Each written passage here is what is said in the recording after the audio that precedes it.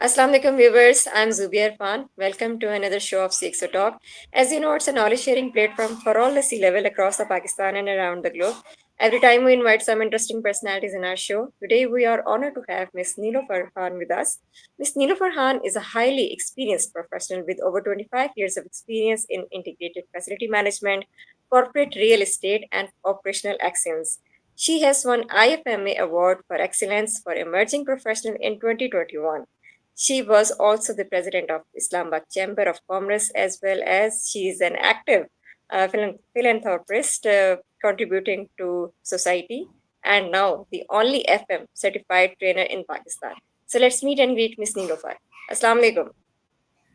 Assalamu alaikum, Zubia. Good to see you again. Same here. So I hope your day is going good so far. Alhamdulillah. The day has been very fine. Nice. It's my youngest daughter's birthday today, so we have celebrations going Oh. on. That's what it is. Okay. So great. So I hope we are going to have a very insightful discussion with you. Welcome to the show. Thanks, Zubia. Thank you so much. So to begin with, you have a you have over 25 years of experience across facility management, real estate, construction, and business leadership. How has this journey shaped your leadership style? I feel like some people are born leaders. They have this in their system. It's inbuilt, and some people are they get shaped up, as you said, by the halat, by the situations, by the input from various other factors. For example, who are you working with? The organizations that I worked with, I was very lucky that I worked in verticals like embassies and MNCs and telecom. And I mostly worked with the leaders, like the CEOs and the top executive level leadership. That really helped me to understand that these successful people who are working at these executive level roles, what are their habits, what are their attributes. And from a very young age, I got this training. I mean, I must tell you that a lot of our young crowd, when they start their career, they try to avoid going ahead and working directly with the leaders because they have some kind of apprehension.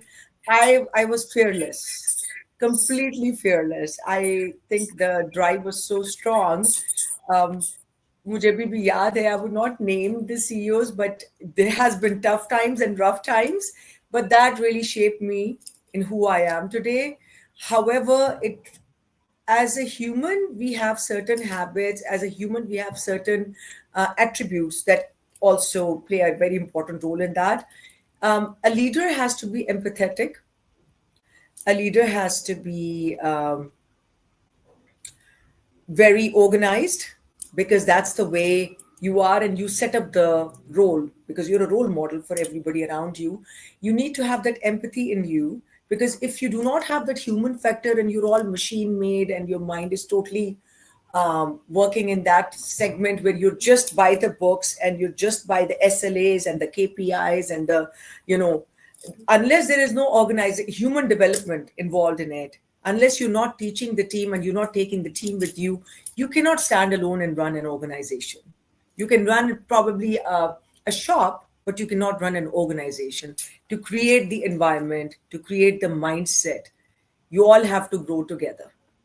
You have to have that kind of a chemistry with your team. I mean, I'm not saying that you have to be extra friendly, and I'm not saying that you have to be extra strict, but you have to maintain the mind body balance where you're so aligned yourself. Your mood swings and your tantrums should not affect your team, and vice versa. So I guess unless you don't have the harmony at the workplace, you cannot have that kind of a productivity level. So वो थोड़ा जैसे कहते हैं ना, थोड़ा प्यार, थोड़ा गुस्सा, वो सब चीजें mix blend करके आप चलें, and take everybody as a family, and that's what I've become. And it's for sure a very difficult task and a thin line to walk on, because you can just lose it sometimes. I mean, there are failures in business, there are successes in business, more failures, less success. How do you manage yourself at that time?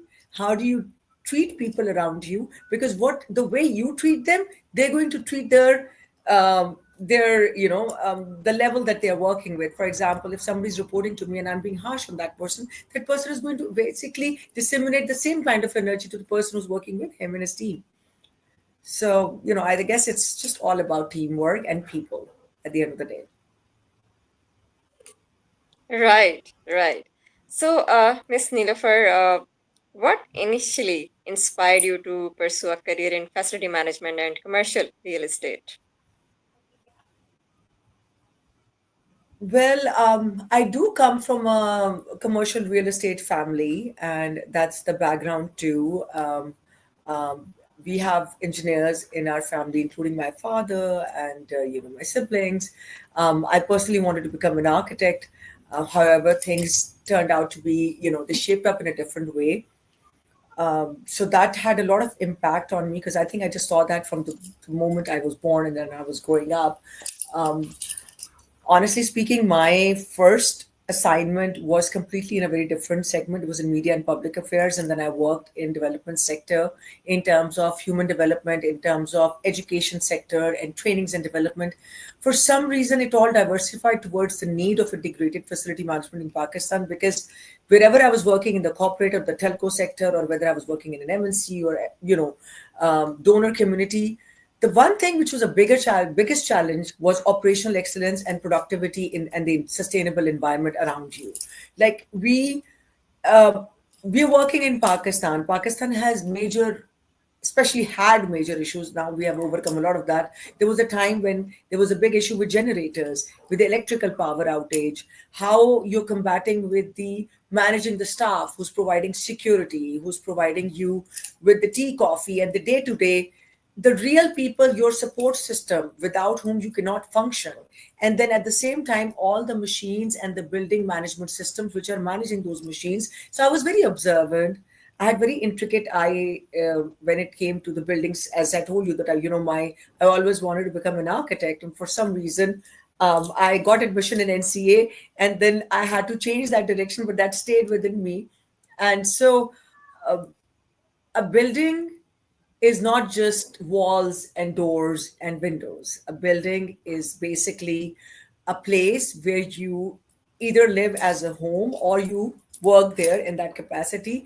And if your surroundings are not conducive to what you're doing, especially in terms of health, ergonomics of the place, and sustainability, you will not be able to deliver.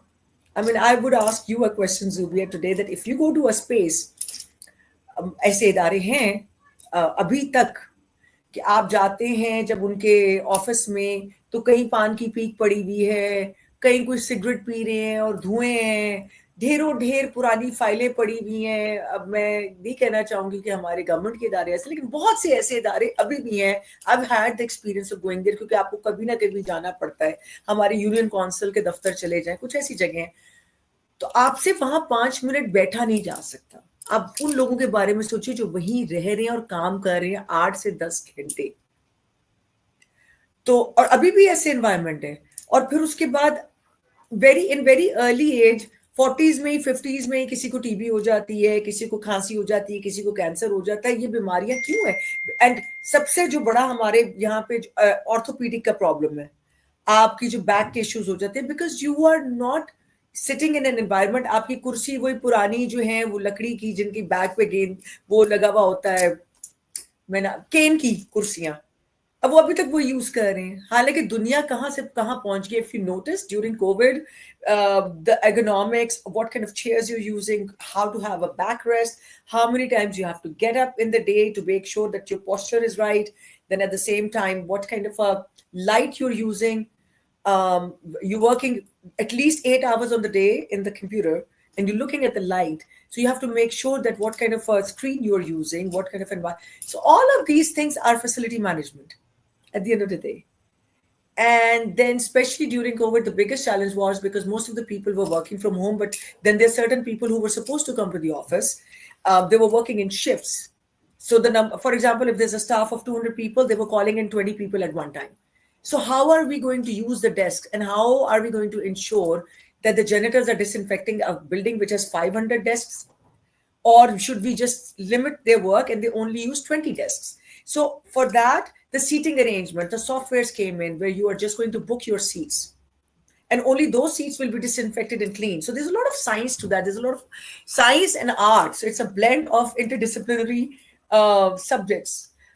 Having said that, that was one thing which really drove me towards this. And the more I studied about it, the more I got into it. And interestingly, I was the first female who launched this. And I mean, so far I haven't had a chance to meet another female in the country, and I really would want to. So that's why I've diversified, and I've taken the, working towards getting the license for International Facility Management Association in Pakistan, where we can have more workforce. I took my certification as IFMA instructor, and there's no other IFMA instructor in Pakistan. I would love to have more instructors around who can help me in expand this subject as an industry. As it should be added up to our to universities like Zabis and ICRA and IBA. Why don't we have FM as a subject and sustainability as a special module in it?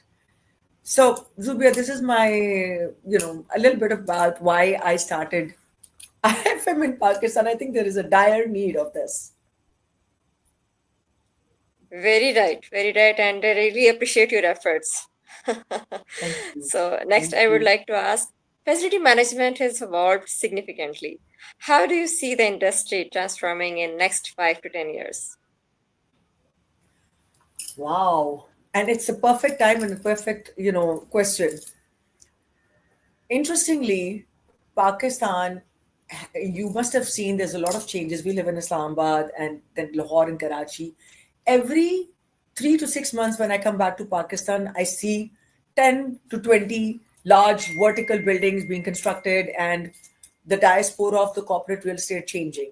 Like, people are moving into high rise residential towers and commercial corporate offices. And so there's so much construction going on around the country, especially in the bigger cities, as well, whether it is hospitals or training institutes or corporate companies and telcos.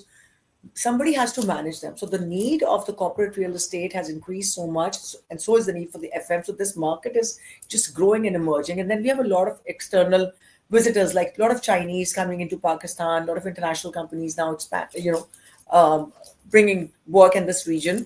So where we see ourselves is that now we have to let go of the old methods of FM, which means you have to bring technology and AI into the merge it in with the current need.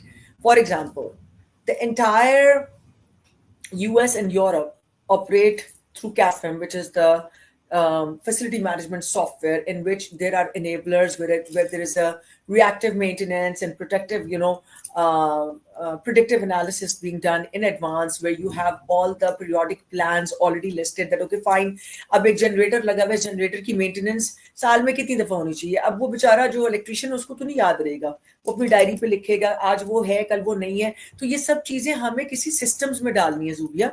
Unless we don't have them in system, unless systems are not speaking, this is a failure, and we can't afford that. So where we see Pakistan, or well, FM in the next 5 years, it's all technology with AI. So I mean, as you see that there's so many other industries which have been taken over by AI. So unless we are not engaging that in our facility management systems, it's not going to be that supportive, or we will not see those kind of results. And it's not just Pakistan. If you see this entire region, whether it is Afghanistan or Iran, or we're heading towards, let's talk about the Middle East. Oh my God, I mean, Dubai, or even for that matter, Saudi, Riyadh. By the way, we are another thing that I was keeping it a secret for a long time, but now finally we're also venturing out in Riyadh and Bahrain. So that's another thing that is coming up. So you'll see very soon, Zubia, us very actively in that part of the world. So hence saying that, this is where we see FM with technology, with AI, with CAFM. And the most important thing, we need to have FM as a subject in this country. We need to have our younger population getting fit. They need to educate themselves. We need to educate them. It's our responsibility. जैसे हम उनको doctor बनाते हैं, engineer बनाते हैं, उसी तरह हमारा फर्ज बनता है कि हम उनको सस्टेनेबल लिविंग सिखाएं, उनको बताएं कि रिसाइकल करना है, उनको ये बताएं कि आपने जब कमरे से बाहर निकलना है, तो you should shut the electricity off because we have power issues. This is all coming up, at the end of the day. We have to make sure that we are going to, I mean, there is global warming. This, you can see the weather changing so much. There are hurricanes and the earthquakes and things like that. That's all global warming. So we have to compete with that. So and facility management is all about managing facilities and spaces at the end of the day. So that's pretty much my 2 cents on Very that. So right. see, Very right. Very right. thank you. Uh, in your experience, what are the biggest challenges organizations face in managing large scale facilities? Well, are you specifically talking about our region, or are you talking about globally? So even Globally. Uh-huh. globally, the challenge is number one, FM involves people, process, and their trainings, yeah, and systems basically. So the challenge that we usually face is the human component. We don't get the right kind of a staff to work, or the right appropriate people who will deliver their roles. Again, unless you don't have technically qualified people for a specific role, a lot of people think, okay, fine, let's join FM because we can't get a job anywhere else. That's not the thing. So you need to have qualified people in delivering those kind of roles. जैसे अब आपको अगर nurse है तो nurse की जगह अगर कोई और बंदा जाके काम करेगा तो वो काम वैसा नहीं होगा. So the biggest challenge is our workforce. And there is a shortage of workforce across the globe, especially in the Middle East. Why are people going all the way? I mean, the new cities being built. Who's going to make sure that they are a part of that? So that's one of the biggest challenges. The second challenge is familiarization with the softwares, using the right kind of software. Which software you're going to use in those large scale buildings? So that's another challenge. I mean, you must be thinking that these European countries and US or other areas, they must be very savvy in softwares. Believe it or not, I have worked with clients internationally who do not have softwares. I would not like to take their names, but I was shocked when I went, and there is no asset management system. They have assets across the globe, and I'm talking about companies who are holding the data centers across the globe. And I was managing those data centers, and there is no asset reports. They don't know which assets are being placed where. So it's kind of, so you don't think that Pakistan is so backward or something. No, we have these challenges in those large scale buildings and biggest operations. So implementation of right kind of technology, right kind of workforce, and ensuring sustainability. So unless these large scale buildings are not going to be using the sustainable material and the components, and properly following the waste management, and minimizing the carbon footprint, which is a big subject nowadays across the globe, um, we will continue to face these challenges. So these are the main components I would must highlight here.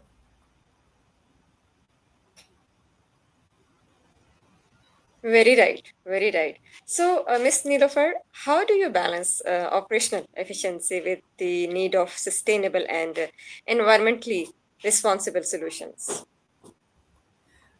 They both complement each other totally. How I would add here, for example, in terms of sustainability, the more you are sustainable, there's less consumption of power, there's less consumption of oil, there's less consumption of resources. You're saving. So those different cost saving methods help us, reduce the operational cost, and that's the way you exceed the operational excellence. So we have helped companies reduce their carbon footprint, and we have helped companies increase their operational efficiency by 30 to 40% in terms of their books. So they are totally hand in hand.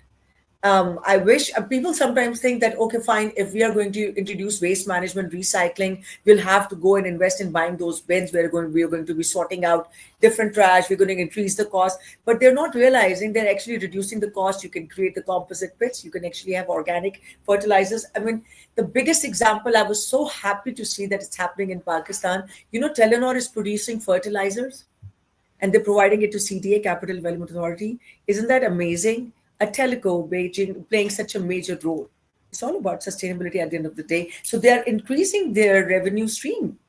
So that's I feel like they both play a very strong role in terms of operational, excellence. Right, right. So, real estate site selection and the CapEx project requires strong market insight. What key factors do you prioritize when evaluating opportunities? So first and foremost thing is that you have to analyze the location, which is very important, where you are going to be, setting up that commercial real estate. What kind of market trends are going to be around? What kind of people are living that community? Are you focusing the rural areas? Are you focusing the urban areas? Because you would be requiring, you have to see the distance from that, from certain transportation and pickup points. How much fuel consumption will be there? For example, a lot of people have factories in Hatar Industrial Estate. So you have to make sure that people who are living around that neighborhood, they are fully trained and they are working, ensuring that they are, they're matching um, the criteria to be hired by those, that real the industrial estate. So having said that, the most important thing in capex projects is the location and the surroundings and the people who are living, the community which is around. So that's very important in our personal opinion. Very well explained. Uh, and Ms. Neelopher, what impact has technology had on facility management, and which innovations do you believe will redefine the industry? So I would suggest that, I know that we already spoke about it. The innovations impacting the industry, again, as we said, this AI based methods. For example, if you do have um, you have the power. For example, there's a building which has 30 floors, and there is a leakage on the 30th floor. Now, how do you know, being on the ground level, that there's a leakage on the 30th floor? So if you have that AI based systems and you can judge that there's a sprinkler system which has been broken or the pipe is broken, you can immediately send help. I mean, you will receive a signal on that system, and that system will enable us to send out the message to that help desk coordinator, and they will assign the assigned technical staff, and the staff will go and fix it. So these kind of AI based systems are going to be the next gen, support system. Then also something very interesting in terms of assets. For example, you have assets across the globe. So then how do you make sure what asset is coming in, which one is going out? So I understand that's asset management system, but now asset management systems are also AI based. For example, large companies like Amazon or FedEx, how do they manage their assets and the equipment that they're being used, forklifters, things like that? So you have to make sure these AI based systems are the ones who enable the in and out of that equipment and the mail that is coming and going out. These larger infrastructural organizations cannot run unless you don't have that AI based softwares. And then the most important thing, the reporting analysis, the predictive analysis. So unless you do not have the reports which are being generated by the AI, how are you going to ensure how much cost saving you have to do in terms of your finances, in terms of your stocks, in terms of buying inventory? So the reporting plays a very key important role. Then, for example, you're selling products in Amazon. Unless you don't have the reports, you will not understand which product is being sold, which product is in high demand, which product is in low demand. So these AI enablers are the ones who actually support us in terms of facility management, again, managing that warehouse or the facility. So it's all, very interrelated, and technology is changing the face of this world. As you can see, there was a time that there was no cure for cancer. And now recently, I get my mammogram done every year. And this year, I got my mammogram done. And there was something suspicious, which finally they ruled out because of the AI advanced mammogram testing. And even to the point where now AI testing can tell which type of cancer you're going to have in the next 10 years. I just got that test done in US, and I was like, oh my God, where the world is going now. And then even to the point, even in Karachi, there is a hospital where they're doing the cancer treatment through laser. So isn't the world changing? Aren't we in a beautiful space right now where we have a cure for everything? So yeah, I mean, there's a lot of impact of technology that I foresee in our systems now. Yes, I totally agree with you. World is changing on a very fast pace. So, what advice would you give to young professionals, especially women aspiring to enter facility management or leadership roles? My most important advice would be something coming from my own experience. I started FM when I did not have any educational certifications in FM. Please, whichever subject you choose, you must take it as education and also experience. So both things go hand in hand. So you must learn that subject and entering before entering that market and do your proper research, because not everybody gets lucky. So you have to have some kind of educational background supporting your business. Then secondly, learn different kind of techniques, whether it is customer excellence, customer satisfaction, whether you're starting a beauty parlor or you're starting a threading and eyebrow place or you're starting a school. What are the major six components that you have to make sure that you're meeting those criteria? So make sure that all the levers of your business, you're managing all of them, and you are not Robin Hood. So you cannot learn to manage all the six levers, which includes your finance, your business, your sales, your HR, your leadership, your trainings, and marketing. So make sure that you find the right vendors who are doing this job, and at the end of the day, repeat.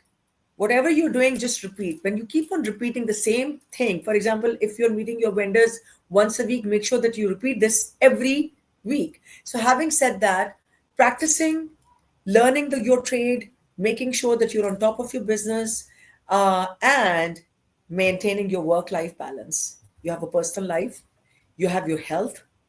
The most important thing is your health, which we always put back. I mean, I used to drink like 6 to 8 cups of coffee, and मुझे नहीं याद था कि मैं breakfast कब करती हूँ, lunch कब करती हूँ, dinner and then eventually it starts taking toll on your health.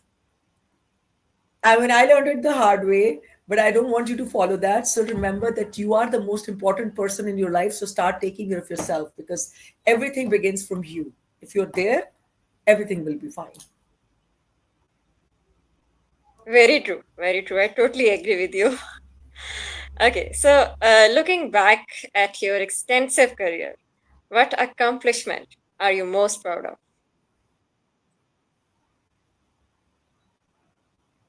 I I feel every day I feel accomplished when I see those people working in facility management in my team. I feel like we have created such an ecosystem where we are empowering so many families, so many people who were not privileged to go to school, who were not privileged to go get work in other organizations. That's my accomplishment.